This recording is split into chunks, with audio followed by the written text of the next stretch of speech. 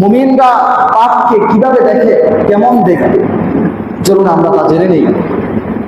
আমার বন্ধুগণ, বুখারী শরীফের 5669 নং হাদিস, হযরত ইবনে আব্বাস রাদিয়াল্লাহু তাআলা আনহু থেকে বর্ণিত, তিনি রাসূল সাল্লাল্লাহু আলাইহি ওয়াসাল্লাম থেকে বর্ণনা করেন। তিনি বলেন, রাসূল সাল্লাল্লাহু আলাইহি ওয়াসাল্লাম বলেছেন, ইন্নাল মুমিনা ইয়ারা যুনুবাহু কান্নাহু কায়দুন তাহতা জাবালিন ইয়াখাফু আন ইয়াকা আলাইহি ওয়া ইন্নাল ফাজিরা ইয়ারা যুনুবাহু কাযুবাবিন মাররা আলা আনফিহি।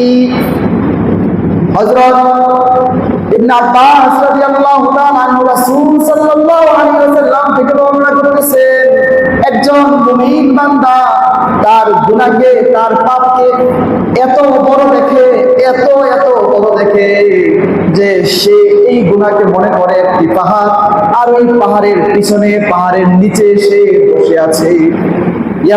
এবং সে ভয় করে ইতিমধ্যেই পাহাড় তার উপর ধসে পড়বে। একজন মুমিন এই গুনাহকে, তার পাপকে পাহাড়ের মতো বড় মনে করে।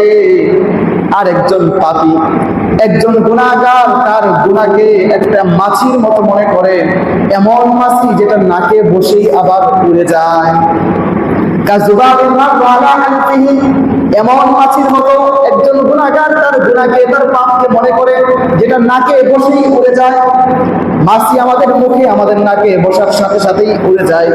ঠিক তদ্রূপ একজন ফাসিক ব্যক্তি, একজন গুনাহগার ব্যক্তি তার গুনাহকে এত ছোট, এত তুচ্ছ মনে করে।